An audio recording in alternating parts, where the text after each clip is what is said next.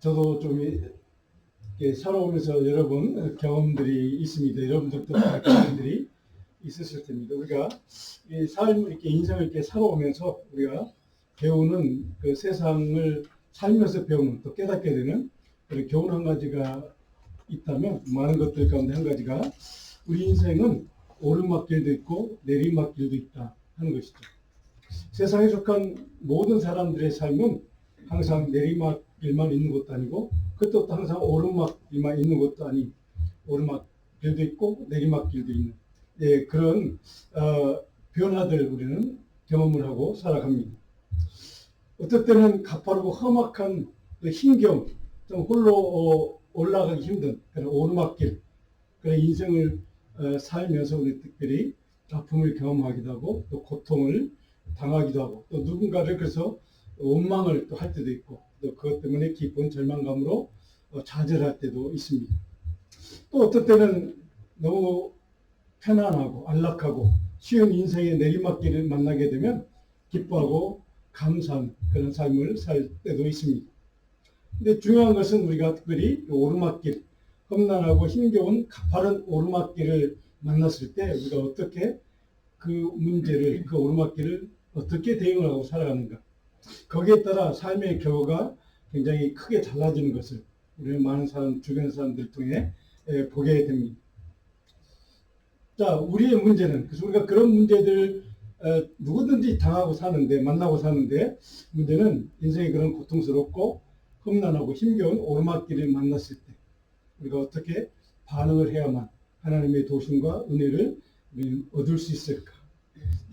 이런 것을 좀 생각해보는 사순절기가 됐으면 좋겠다 해서 오늘 말씀을 같이 나눕니다. 여러분 성경 말씀을 쭉 읽으시면서 우리가 출애굽기를 읽다가 보면 이제 애굽의 과정들을 쭉 이제 읽게 됩니다. 출애굽기 16장에 넘어가면 이제 그 출애굽 과정 가운데 초창기입니다. 이스라엘 백성들에게 그 문제, 위기를 봉착한 그런 상황을 우리가 읽게 됩니다. 네, 거기 그 16장을 보면 특별히 무슨 문제가 그들에게 이제 엄습하는가? 광야의 삶을 살아가는 그들, 광야 길을 가는 그들에게 하나님의 은혜와 갈망을 통해서, 하나님 주신 은혜를 통해서, 또 하나님의 도우심을 간절히 소망했더니, 갈망했더니 하나님께서 응답하시는 그런 모델을 우리는 발견하게 됩니다. 그래서 16장 2절에 보면 이렇게 시작이 됩니다. 이스라엘 자손 온 회중이 그 광야에서 모세와 아론을 원망했다. 원망으로부터 시작을 합니다. 근데 왜 원망을 하게 됐는가? 3절을 보면 그 이유가 설명이 되어 있습니다. 너희가 이 광야로 우리를 인도해 내어 이 온 회중이 줄여 죽게 한도다. 먹을 것이 없기 때문에 우리를 굶어 죽이려고 데리고 왔느냐? 출애굽시켰느냐? 이제 이런 원망이죠. 자, 그러면 4절에 보니까 그때 하나님이 모세를 향해서, 모세를 통해서 이렇게 말씀하시죠. 내가 너희를 위하여 하늘에서 양식을 비같이 내릴 것이다. 걱정 마라. 내가 양식 너희들 먹을 만큼, 모자라지 않을 만큼 충분히 줄 것이다. 이같이 그들이 그렇게 응답하시는, 갈망할 때, 그들이 부르실 때 응답하시는데 그 이유는 뭐냐? 이같이 하여 그들이 내 율법을 준행하나 아니하나 내가 시험하리라. 자, 내가 너희의 갈망을 내가 잘 알고 있어. 내가 그거 들어줄게. 그런데 내가 너희들을 시험하는 한 가지 이유는, 내용은 뭐냐? 너희가 하나님의 말씀을, 내 말을 순종하느냐, 순종하지 않느냐를 내가 보고 싶어. 이런 뜻입니다. 그러니까 하나님께서 그런 광야를 통과한 이스라엘 백성들이 먹을 것이 없다고 좀 굶어 죽겠다고 아우성치고 원망할 때 하나님이 그들에게 응답을 해 주시는 조건이 뭔가? 은혜를 주시는 조건, 근거가 뭔가? 그것이 바로 하나님의 말씀을 순종하는가 아니하는가. 그것을 보고 내가 너희를 판단하겠다라는 이제 이야기죠. 자, 그러면서 10절에 가면 그들이 광야를 바라보니까 이제 그 과정을 다 지나서 이제 하나님 주시는 양식도 공급받고 이제 이런 광야 이제 시간을 다 지나서 광야를 바라보니까 여호와의 영광이 구름 속에 나타났다. 그러니까 하나님의 영광이 임하는 것을 그들이 직접 보았다. 이제 그렇게 이어지고 있습니다. 그러면서 18절에 이렇게 마지막 그 단락의 마지막 결론 짓고 있습니다. 부족함이 없이 모두가 다 부족함이 없이 다 먹을 것을 풍족하게 먹을 수 있었다 하는 하나님의 은혜를 그렇게 누리게 되었다 하는 이야기로 이 단락이 끝이 납니다. 자, 하나님의 사람들에게 우리 하나님의 사람 백성으로 살아가는 우리 신앙인들에게 광야라는 가장 힘들고 고통스러운 가파른 오르막길을 만났을 때 가장 비참한 나락으로 떨어지고서 정말 절망하고 좌절하고 아무것도 그 누구도 우리를 도와줄 사람도 없고 내가 의지할 곳도 없다고 생각이 되는 그 순간 모든 것이 결핍된 모자란 것, 없는 것밖에 없는 내가 얻을 수 있는 것이 아무것도 없다고 생각되는 그 절망의 순간에 하나님이 우리가 부르짖는 그 부르짖음을 응답해 주실 것이다. 그런데 조건이 뭐냐? 내가 너희들이 내 말에 내 말씀에 하나님의 말씀에 순종하는가? 그 말씀을 따라 사는가? 바로 이것이 하나님이 보시겠다는 그러한 조건을 18장에는 쭉 기록해 놓고 있습니다.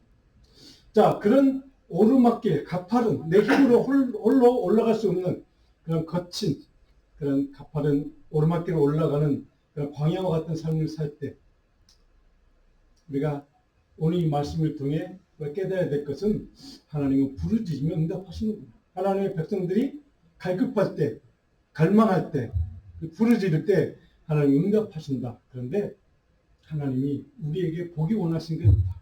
그게 뭐냐? 하나님의 말씀에 온전히 순종하느냐, 그런 믿음이 있느냐, 없느냐. 자, 출애굽기 18장은 바로 그런 이야기를 담고 또 우리에게 이야기해 줍니다.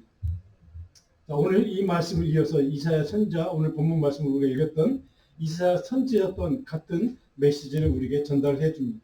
인생의 광야를 만났을 때 하나님의 은혜를 얻기 위해 우리에게 어떤 영적인 반응이 필요한가?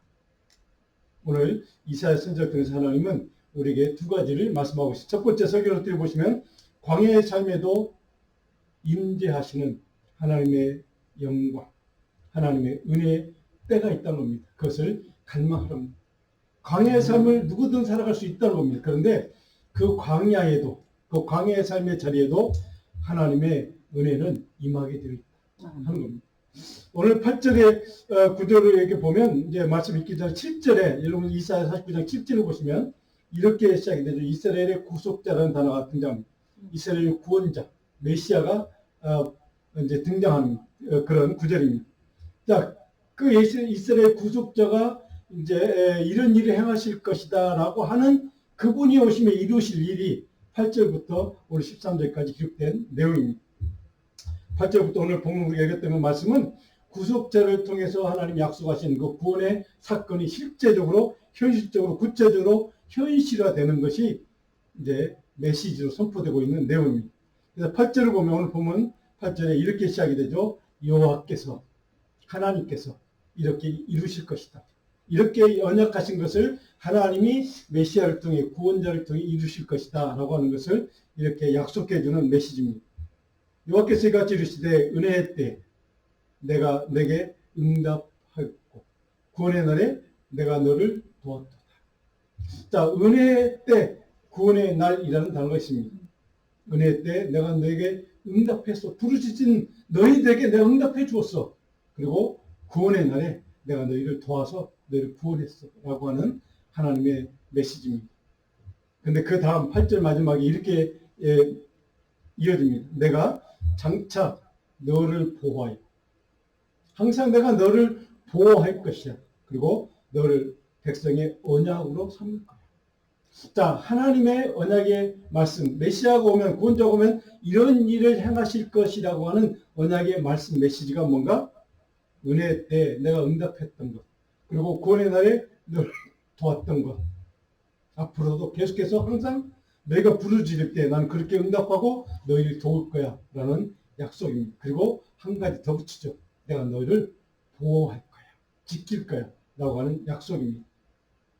자, 이스라엘 백성들의 지금 이사야 선지자가 이 말씀을 전하는 그 당시의 이스라엘 백성들의 삶의 상황, 그들의 현실은 어떤가? 가장 힘든 시기입니다. 어렵고 고난과 고통의 때였습니다.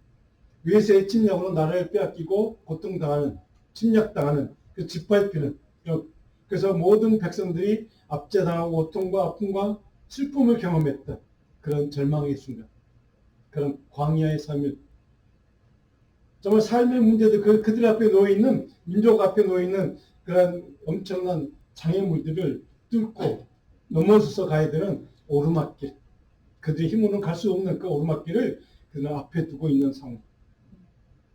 거칠고 가파른 오르막길 광야를 통과해야만 되는 그 시점에, 그 순간에 바로 하나님 주시는 메시지입니다. 그 약속입니다. 근데 이 구절에 사용된 두 가지 단어, 도왔다는 단어가 있고 보호했다는 단어가 8절에 보면 동사가 이렇게 계속 나란히 사용되고 있습니다. 이 단어들의 히브리 원어의 형태가 뭐냐면 미래 완료야. 곧 조만간에 하나님 반드시 이루실 것이다 라고 하는, 곧 이루어질 것이라는 약속입니다. 곧 이루어진다, 완료될 것이다 라고 하는 언약이죠. 하나님의 언약은 곧 너희 앞에 성취될 거야, 이루어질 거야, 약속대로 그 일이 너희의 소원대로 진행될 거야 라고 하는 하나님의 약속을, 그 약속을 확신하는 것을 전제하는 그런 표현이기도 합니다. 구절 지금 그들은 좀 도대체 살아가는 삶의 조건은 도대체 무엇이기에, 구절에 보니까 두 단어로 표현되어 있습니다. 그들의 삶의 상황은 잡혀있는 자라는 단어하고 그 다음에 흑암에 있는 자, 잡혀있는, 포로된, 억눌려있는, 짓눌린 그런 상황이 있는 이스라엘 백성들, 그리고 흑암에 있는, 그래서 그들은 미래가 없는, 소망이 없는, 희망이 없는, 모든 것이 캄캄한 절벽과 같은 그 어떤 기댈 것이 없는 그 절망의 순간을 그들은 살아가는 그때 주어진 하나님의 약속. 자, 그런 흑암과 같은 아무것도 기댈 것이 없는, 의지할 것이 없는 그런 절망의 때라고 생각했던 그 인생의 광야 앞에서, 높은 가파른 오르막길 앞에서 그들 마음속에 답답한 심령이, 말할 수 없는 그런 참담한 심령, 아픔, 고통이 얼마나 심했겠습니까? 그런데 그들 향해서 하나님 주시는 약속의 언약, 메시지, 바로 그것은 바로 메시아, 구원자를 내가 보내줄 것이다. 너희를 구원할 자, 너희를 도울 자, 너희를 보호할 자를 내가 도울 거야 라고 하는 언약입니다. 그래서 절망과 순환과 광야라는 그 가파른 오르막길을 오르는 그때, 그 문제 앞에서 어찌할 바를 알지 못하는 그들에게 하나님이 바로 은혜 때, 구원의 때라는 희망의 메시지를 선포해 주시는 겁니다. 바로 이 말씀이 오늘 이 사순절을 지나면서 이 말씀을 주시는 이유가 무엇일까? 도대체 우리의 삶을, 바로 우리의 삶 속에 그 하나님의 이 언약의 메시지는 어떤 의미가 있는 것일까? 우리 이 말씀을 통해 깊이 묵상해 봤으면 좋겠습니다. 자, 광야를 살아가는 이스라엘 백성들, 옛날이나 지금이나 저와 여러분들, 오늘 이 시대에 사는 많은 크리스찬들에게 광야를 통과하는 그 수많은 사람들, 가파른 인생의 오르막길을 올라가야 되는 그런 문제 앞에 서 있는 사람들, 그 사람들에게 하나님이 직접 개입하시고 구원하시고 도우시고 우리를 인도하시겠다는 약속. 이 약속을 받는 사람, 이 약속을 붙드는 사람, 이 약속을 믿고 의지하고 신뢰하고 그 약속대로 이루어질 것을 확신할 수 있는 사람, 그래서 하나님 앞에 말씀을 따라 순종할 수 있는 사람, 그런 사람이 바로 나라는 사실, 바로 여러분이라는 사실. 이것이 오늘 이 말씀을 통해 우리에게 주시는 하나님의 메시지입니다. 그러므로 절망하지 말고, 그리고 구원자를 갈망하며 돕는 자, 해방적 구원자가 오셔서 영광의 빛, 생명의 빛을 비추실 하나님의 그 은혜 때, 구원의 때를 소망하며 살아간다. 오늘 이 시대 우리는 여러분 세상의 뉴스들, 많은 소식들 보면 참 우리로서는 할 수 없는, 우리가 어떻게 할 수 없는 그런 일들이 참 많습니다. 그 어찌할 바를 알 수 없는, 어떻게 살아야 하는지를 감을 잡을 수 없는 그런 참 그 캄캄한 그런 일들이 참 많습니다. 이해할 수 없는 일들도 많고요. 또 내게 왜 이런 일들이 일어나는가를 도대체 이해할 수 없는 그 순간들을 우리는 경험하고 살아갑니다. 그런 삶을 살아가는 우리들에게 하나님이 오늘 메시아 구원자를 보내서 우리에게 주시는 약속, 영광의 빛, 생명의 빛을 내가 보내줄 거야. 그를 붙잡아, 그를 믿고 의지해, 그의 말씀을 따르고 순종해 라고 하는 하나님의 조건적인 그러한 언약의 말씀. 자, 그 언약의 때가, 그 성취될 하나님의 약속이 성취는 그때가 바로 지금 이때다 라고 하는 것을 우리에게 말씀하고 있습니다. 자, 그런 관점에서, 이런 시각에서 사도 바울은 오늘 이 오늘 본문에 있는 이 말씀을 인용하면서 해석하는 그 성경이 있습니다. 고린도후서 6장 2절을 보면 바울이 이 말씀을 인용하면서 해석하는 내용 같이 한번 읽어볼까요? 이르시되 내가 은혜 베풀 때 너에게 듣고 구원의 날에 너를 도왔다 하였으니 보라 지금은 은혜 받을 만한 때요. 보라 지금은 구원의 날이로다. 아멘. 바로 하셨으니 구약의 이 예언자 이사야 통해 이렇게 하나님이 언약하셨으니 그 메시지가 보라 지금이 바로 그 메시지가 이루어지는 때, 은혜 받을 만한 때, 지금은 구원 받을 만한 때, 그것이 바로 지금 이 순간이다 라고 하는 바울 사도가 우리에게 이 말씀을 해석해 주는 말씀입니다. 하나님의 구원의 때, 은혜의 때는 인간의 힘과 지혜와 수단으로는 결코 가능하지 않다는 것을 말씀하고 있습니다. 오직 하나님의 긍휼하심으로만, 하나님의 긍휼히 여겨주심으로만 하나님의 시간표에 따라 하나님의 그 약속된 때 그 언약은 이루어질 것이라고는 선포이기도 합니다. 그 은혜의 때가 되면 비록 가파른 오르막길 광야를 통과할지라도 하나님이 주권적으로 주도적으로 개입하시고 우리를 도우실 것이다. 그 언약의 말씀이 지금 이 순간에 너희 삶에 이루어질 것이라는 것을 붙들어라, 신뢰하라 라고 하는 것이 사도 바울이 우리에게 바로 공변하신 기록이기도 합니다. 자, 하나님께서 자기 백성들을 향한 긍휼과 사랑의 마음에서 비롯된 사건이다. 이것은 하나님의 긍휼로부터 시작된 사건이야 라고 하는 것을 특별히 바울은 강조합니다. 하나님이 우리를 긍휼히 여겨주시다. 자, 긍휼히 여기심을 받기 위해서는 무엇이 필요할까요? 이스라엘 백성들이 광야에서 경험했던 받았던 그 말씀, 하나님의 말씀을 너희가 순종하느냐 하지 않느냐, 이것이 하나님 입장에서 하나님의 눈에서 기준점이 된다는 사실입니다. 아까 제가 말씀드린 8절의 두 단어, 미래 완료이라는 것, 그 시제로 사용되어 있다는 것을 여러분 꼭 기억하십시오. 하나님은 반드시 그 언약을 우리 삶 가운데 이루어 주실 것이다. 중요한 것은 언제? 곧. 하나님이 그 약속을 주실 때 우리에게 이렇게 확신을 가지고 그 말씀대로 믿고 의지하라고, 또 그래서 말씀대로 순종하는 삶을 살라고 명령하신 이유는 바로 오늘 저와 여러분들에게 주시는 그 메시지의 가장 깊은 하나님의 마음이 담겨 있는 메시지입니다. 가파른 언덕길을 올라가야 되는 우리의 삶 속에 하나님은 반드시 분명히 약속해 주신 그 말씀을 이루실 것을 믿는 것이 중요합니다. 그런데 그 믿음 속에 포함되어 있고 한 가지 있죠. 말씀을 순종하는 것, 말씀에 따르는 것. 바로 이것이 오늘 하나님이 그 은혜와 바로 이 은혜의 때, 구원의 때를 통해서 우리에게 하나님의 그 메시아를 통해서 우리에게 이루고자 하는 하나님 언약의 성취가 되는 그 과정 가운데 가장 핵심적인, 우리가 응답해야 되는, 우리가 하나님 앞에 믿음으로 반응해야 되는 그런 반응의 핵심적인 내용입니다. 오늘 우리는 많은 것을, 어려움을 경험할 때마다, 정말 고통을 당할 때마다, 아픔을 경험할 때, 이해할 수 없는 일을 만날 때마다 하나님께 도와달라고 기도하고 간구하고 갈망합니다. 하나님의 은혜를 보달라고 간절히 소원하며 기도합니다. 그리고 이해가 되지 않는 그런 일을 만날 때 하나님께 따질 때도 물론 있죠. 그런데 하나님의 마음, 하나님께서는 왜 그런 일을 허락하실까? 라고 한 걸음 더 나가서 생각해 보면, 하나님이 내가 하나님의 말씀을 온전히 따르고 믿고 순종하느냐. 하나님 이것을 원하시는 라고 하는 것을 우리 한 걸음 더 나아가서 생각할 필요가 있다는 것이죠.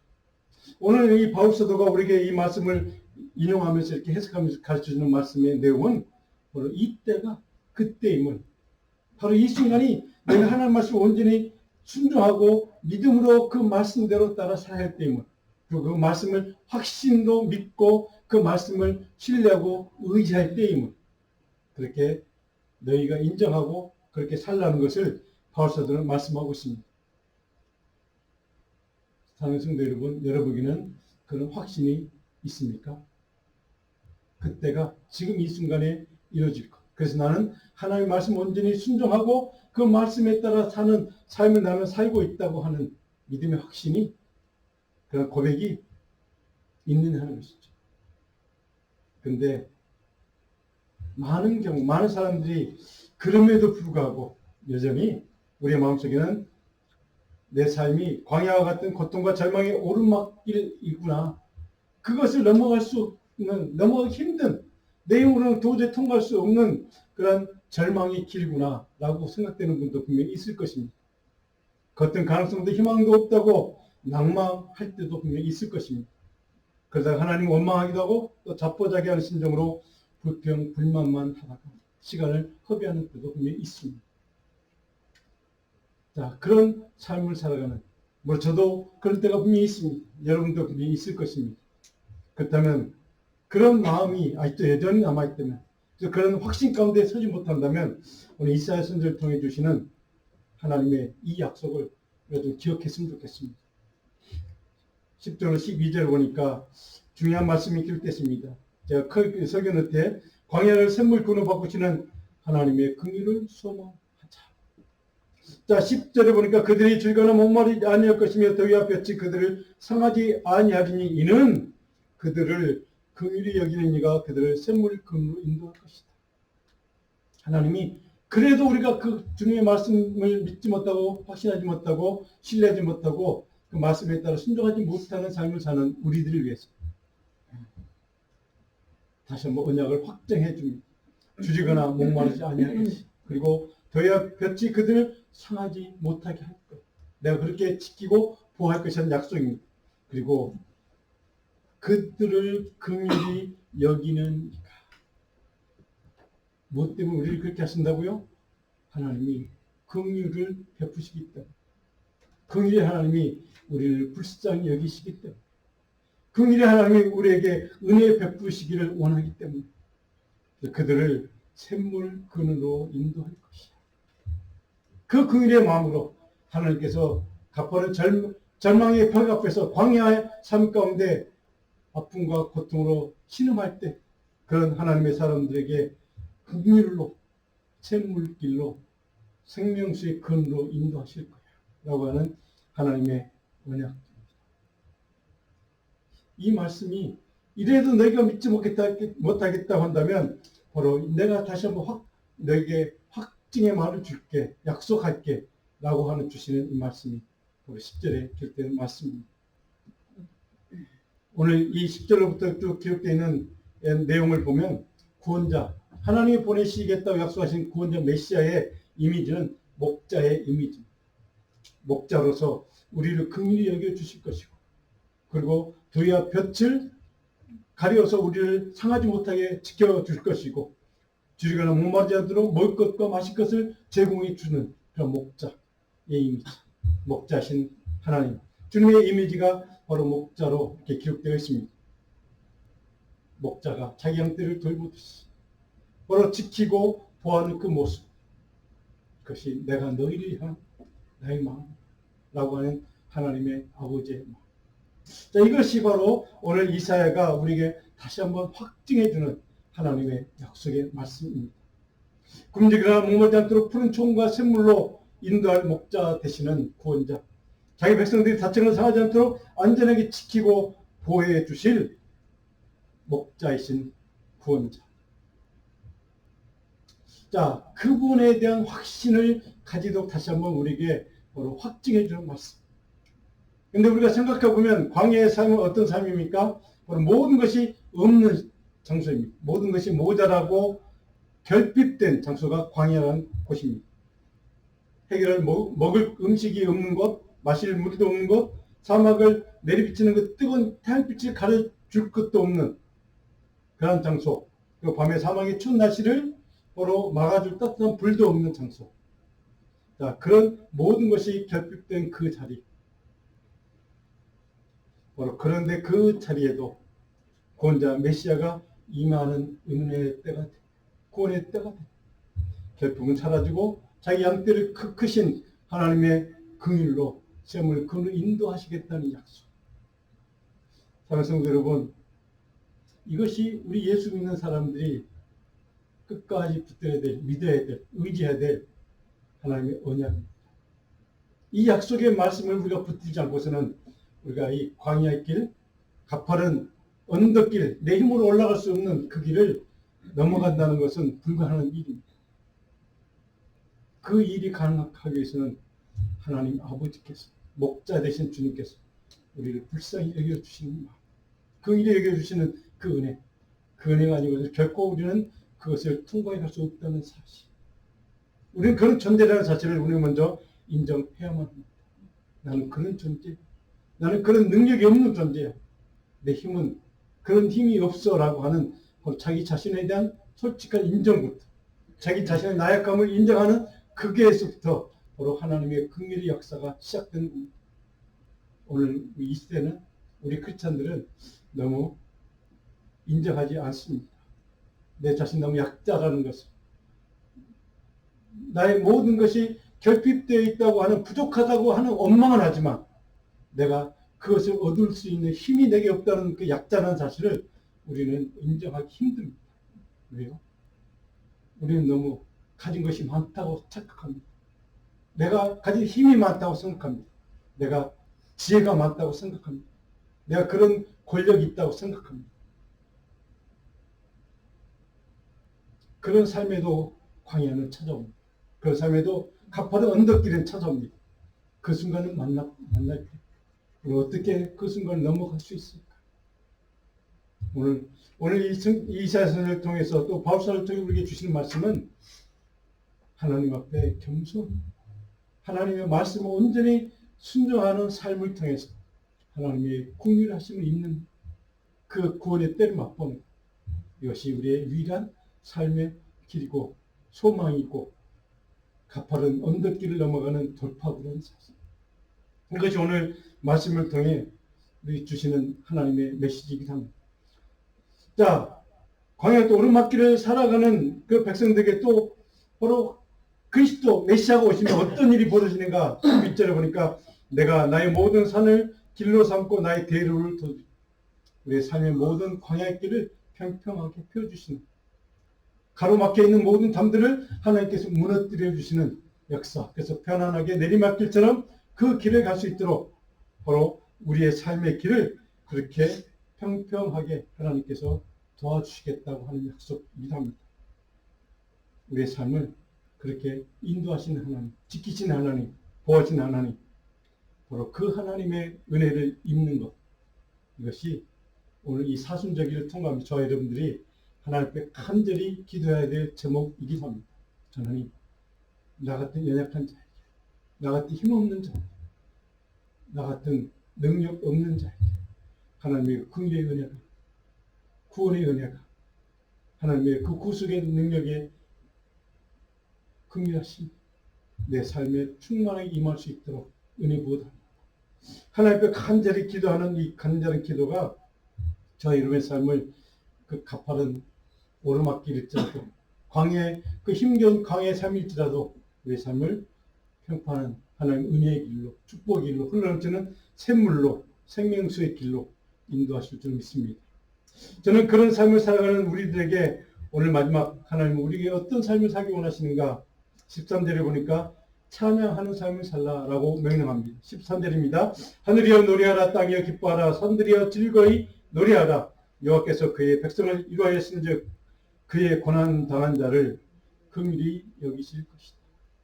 그의 고난당한 자, 광야의 길을 오르막길을 올라가느라고 힘든 자, 고통당한 자, 아픔당하는 자, 고난당한 자를 하나님께서 긍휼히 여겨 주실 것이다. 그러므로 너희는 하나님을 영원히 찬양하고 경배하는 삶을 살아가는 것. 오늘 우리들은 저와 여러분은 우리의 삶의 자리에서 매 순간 하루하루 살아가면서 하나님의 참으로 진심으로 전심으로 예배하고 경배하고 찬양하는 삶을 살고 있는 것. 오늘 이 사순절을 지나면서 우리는 깊이 생각했으면 좋겠습니다. 하나님, 내 삶은 정말 주님을 온전히 예배하는 삶, 경배하는 삶, 찬미하는 삶을 살고 있는가? 하나님 분명히 우리에게 긍휼을 베푸시겠다고 구원자 메시아를 통해 우리를 목자처럼 우리 인도하시고 도우시고 보호하시고 지켜주시겠다고 약속해 주셨는데 우리 삶에 그런 은혜를 부어주시는데 생명수의 샘물로 우리를 인도해 주시는데 나는 그 하나님을 처음으로 경배하고 살아가는 거지. 오늘 이 사순절이 지나면서 우리가 그 주님을 좀 우리 예배 태도를, 우리 예배 자세를, 경배 자세를 다시 한번 우리가 점검해 봤으면 좋겠습니다. 하나님, 내 신앙의 생활이, 내 신앙의 삶이 참으로 주님만을 경배하고 찬미하고 기뻐하고 예배하는 삶인지 다시 한번 이 사순절 이번 한 주간 동안 좀 깊이 묵상했으면 좋겠습니다. 오늘 제가 시편 63편 1절 말씀을 결론적으로 우리 여절 말씀으로 드렸습니다. 같이 한번 읽고 마무리하겠습니다. 하나님이여 주는 나의 하나님이시라. 내가 간절히 주를 찾되 물이 없어 마르고 황폐한 땅에서 내 영혼이 주를 갈망하며 내 입자가 주를 앙모하나이다. 아멘. 황폐한 땅에서 가팔은 그 오르막길 앞에서 광야의 삶을 통과할 때 내 영혼이 주를 갈망하는 것, 참으로 주님을 예배하는 것, 주님만을 경배하는 것, 주님만을 찬양하는 것이 오늘 저와 여러분의 삶에 필요한 줄로 믿습니다. 그 삶을 위해서 그 삶을 살 수 있도록 하나님의 크신 은혜와 긍휼을 보답하고 이 시간 같이 좀 기도했으면 좋겠습니다. 짧게 한 1분만 같이 기도했으면 좋겠습니다. 하나님 고맙습니다. 오늘 우리의 삶의 자리